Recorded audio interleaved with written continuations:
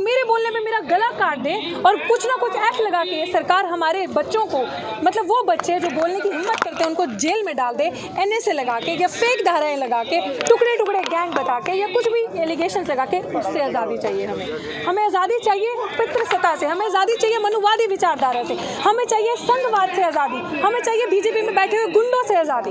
इस आज़ादी की बात करते हैं हम। पत्रकार के साथ मुझे नहीं लगता ऐसा तमाशा, ऐसा नज़ारा कभी पहले आपने देखा होगा। तो इसका यही मतलब है कि जो आप लोग बेबाकी से आवाज़ उठाते हैं और सच दिखाते हैं उसको दबाना, और पत्रकार भी जय श्री राम बोले तो उसको जीने दिया जाएगा, नहीं तो उसको भी लिंच करेंगे, उसको भी मोलेस्ट करेंगे। भी सरदार वल्लभ भाई पटेल चिल्लाते मर गए और उन्होंने कहा था कि इस देश को एक होना और RSS को बैन करो, क्योंकि RSS ही है एक ऐसा संघ, ऐसे लोग जो कम्युनल पॉइजन फैलाते हैं, नफरत फैलाते हैं, बड़ा बड़ा फेंकना, बड़ा बड़ा झूठ बोलना, और वही झूठ आज बोला। काम आप करें, काम जनता करे, मेडल्स हमारे देश के वो बच्चे लेकर आए, क्रेडिट सारा ये बैठा AC के कमरे में बैठा प्रधानमंत्री खाएगा। That's what he is expert in, ये यही काम करते आए हैं।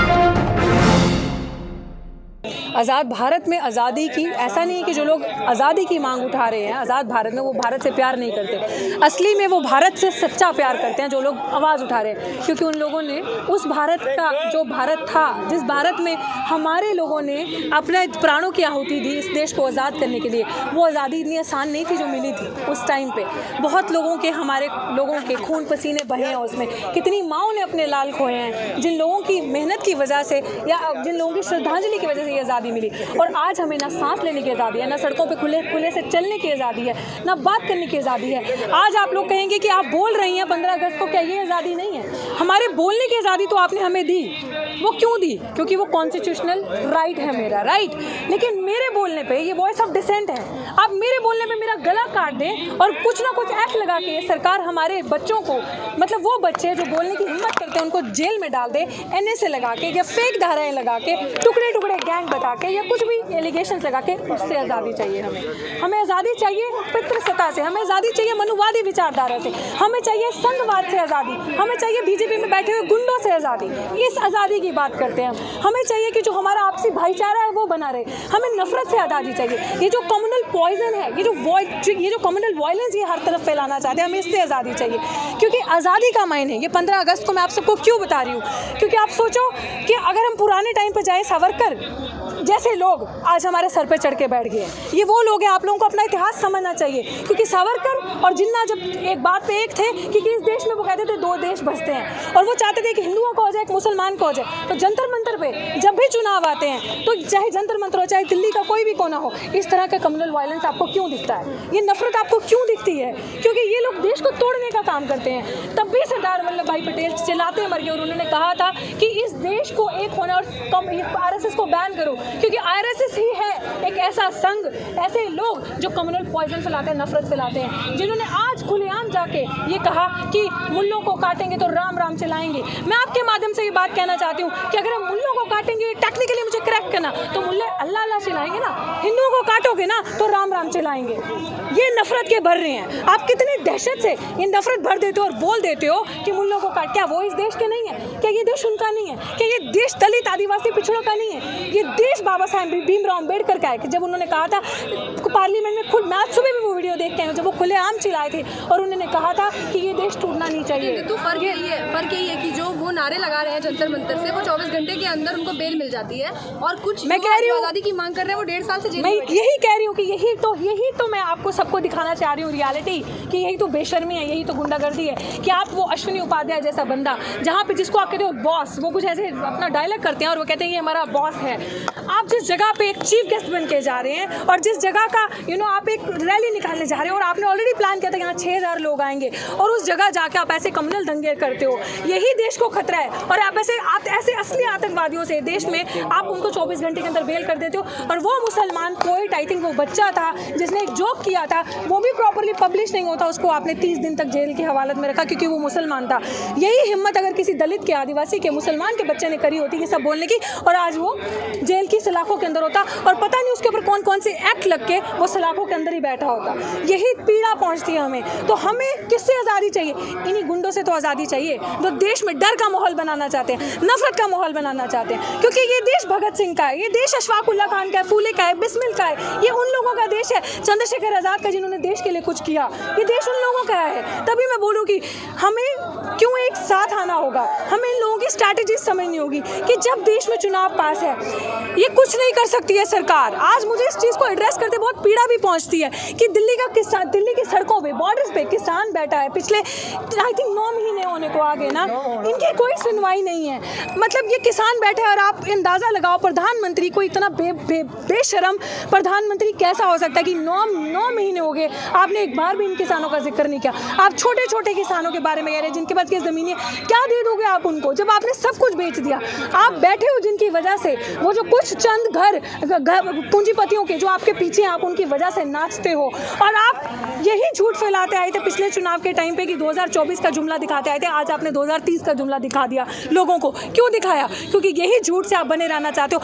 आप क्या समझते हो? मूर्ख हैं आप। जनता के साथ साइकोलॉजिकल गेम खेलना चाहते हो ताकि लोगों के दिमाग में आ जाए, अच्छा मोदी जी तो 2030 तक रहेंगे, अच्छा ऐसा प्रधानमंत्री, इसका मतलब कोई ऑल्टरनेटिव ही नहीं है हमारे पास, ये तो 2030 तक रहेंगे। जनता मूर्ख नहीं है। आप सब मिलकर बोलो, आप मूर्ख हो? दोगे ऐसी सरकार को वोट? आप बताओ, लाओगे ऐसी सरकार को? लेकर प्लीज पैन द कैमरा। ये लोग कहते हैं ना, ये लोग सरदार बैठे हैं, पैन करो कैमरा, दिखाओ कि ये लोग आने देंगे मोदी जी को। जागरूक युवा, जागरूक लोग, जागरूक किसान, जागरूक गरीब, वो लोग जिन्होंने इस पैंडेमिक में अपने माँ बाप, अपने रिश्तेदार को ऑक्सीजन की कमी की वजह से खो दिया, फेलियर की वजह से खो दिया, वो लोग इस सरकार को वापस नहीं आने देंगे। शामली में दे रहे थे, वो कह रहे थे कि जो छोटे किसान है वो देश की शान है। छोटे किसान देश की, आप बताओ कि हमें छोटा किसान और बड़ा किसान कौन है? आप मूर्ख बना रहे हो जनता को ये कह के, जबकि आपका जो डंका बजा है वो पूरे विश्व ने देखा है। किसने, मैं आपको बता रही हूँ, कौन सा ऐसा न्यूज़ चैनल, कौन सी ऐसी अखबार, कौन सा ऐसा बाहर का प्रधानमंत्री नहीं होगा जिसने इस किसान आंदोलन को सपोर्ट नहीं किया होगा, इसके बारे में नहीं लिखा होगा। सिर्फ एक बेशर्मी हमारे ही प्रधानमंत्री के हाथ में है, जिन्होंने सिर्फ एक ही चीज़ सीखी है, बड़ा बड़ा फेंकना, बड़ा बड़ा झूठ बोलना। और वही झूठ आज बोला। काम आप करें, काम जनता करे, मेडल्स हमारे देश के वो बच्चे लेकर आए, क्रेडिट सारा ये बैठा एसी के कमरे में बैठा प्रधानमंत्री खाएगा। That's what he is expert in. ये यही काम करते आए हैं। तो ये झूठ जुमले ज़्यादा देर तक नहीं चलेंगे। वो जुमले नहीं चलेंगे कि यूपी को खड्डा मुक्त बना दिया। यूपी को आप वो बनाइए कि जहाँ पे बच्चों का रेप ना हो। यूपी को आप रेप मुक्त बनाइए, यूपी को आप भ्रष्टाचार मुक्त बनाइए, यूपी को आप गुंडा और राक्षस राज मुक्त बनाइए।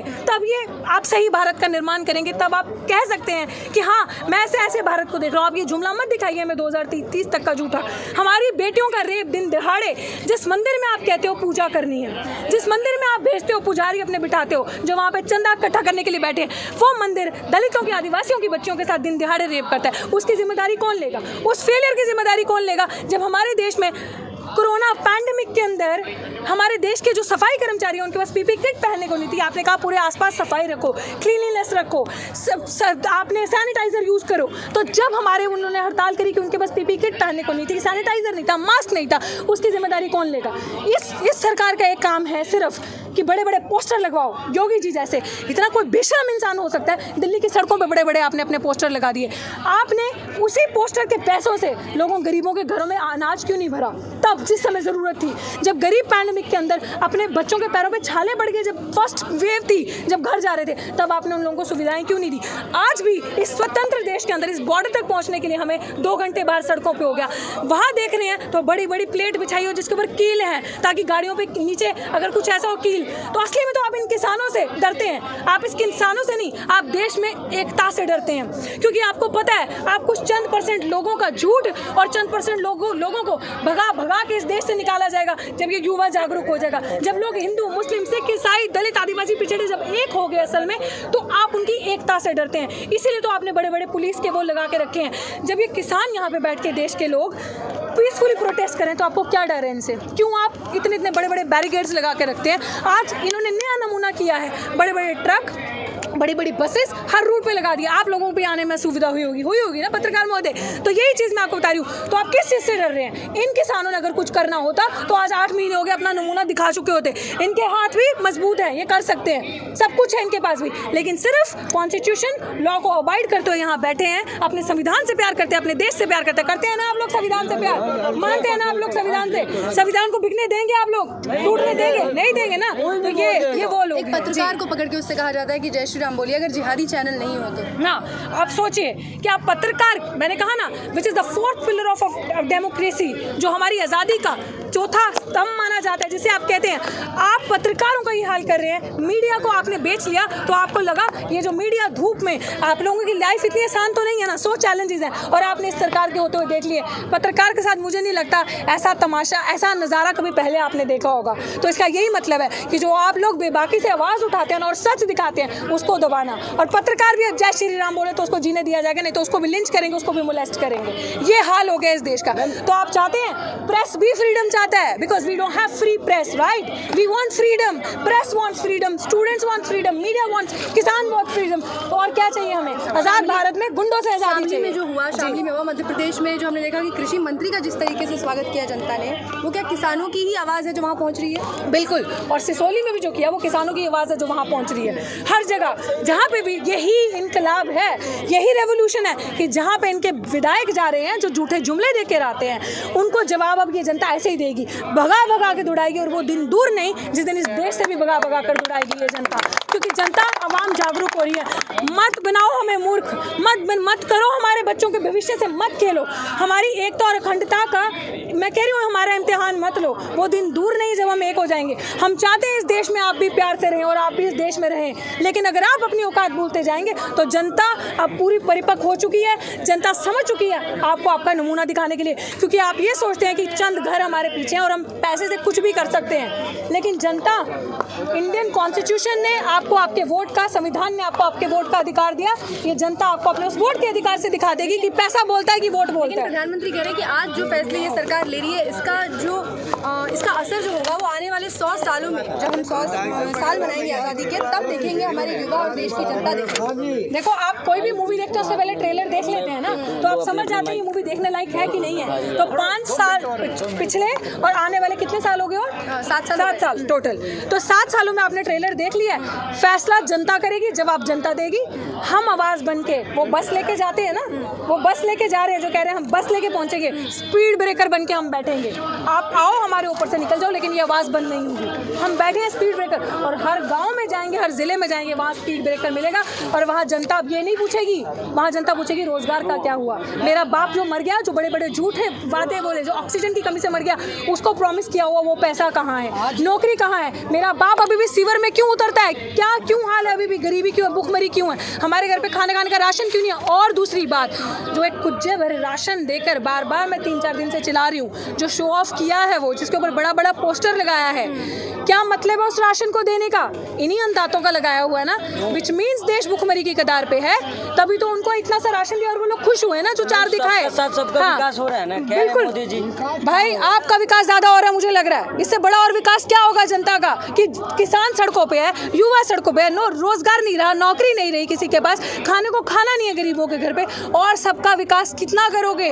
उस जुमले वाले को जो भाला फेंकता है ना, जिसका भाला नेहरू जी ले गए, और अगर वो फेंक चुका होता 90 में, तो वो उस जुमले वाले से अगर अब भी नहीं समझे ना, तो आप भी इस देश में गुलामी के रास्ते पे समझ लो आ चुके हैं। एक्सेप्ट कर लो भाई, सीधी सी बात। वो तो कह रहे हैं कि 300 फूल खिलने वाले उत्तर प्रदेश में। हाँ। ये मुट्ठी भर किसान है, इनके मुद्दे से कुछ नहीं होने वाला। हम कैंची लेके जा रहे हैं, वो फूल खिलेगा हम तोड़ेंगे। हम जा रहे हैं कैंची लेके, ये जुबान है ना, ये वही कैंची का काम करेगी। आप स्पीड ब्रेकर बन के बैठे हैं, लेकिन मोदी जी तो अपनी फ्लाइट से कहीं भी निकल लेंगे, इसका उन्हें कोई असर ही नहीं पड़ता। कोई बात नहीं, वहाँ पहुँच जाएंगे, वो फ्लाइट से पहुँचेंगे, तो हम क्या फ्लाइट से नहीं जा सकते? हम भी पहुँच जाएंगे, हम बैठेंगे। हाँ, पानी कितने है? उनके राज में वो कहते हैं कि सबका साथ, सबका विकास और सबका विश्वास, और ये विश्वास वो उत्तर प्रदेश में भी दिखाने वाले हैं। वो विश्वास जो उत्तर प्रदेश में दिखाने वाले, उत्तर प्रदेश की जनता जवाब देगी, क्योंकि उत्तर प्रदेश जैसी सिटी इस पूरे देश में कहीं नहीं है, जिसमें सबसे ज्यादा हेट क्राइम होते हैं, मोलेस्टेशन होती है, जिसमें सबसे ज्यादा गुंडा राज चलता है, और उस चीज का प्रमाण आपको जनता देगी। गुंडा राज आपके लिए वो कह रहे हैं राम राज्य है, रावण राज्य। उन्होंने ये कहा कि हम जैसे नारियों की बात करते हैं, तो देश में पहली बार जो है नारियों के लिए, लड़कियों के लिए सैनिक स्कूल खोले। वो क्या खोलेंगे सैनिक स्कूल?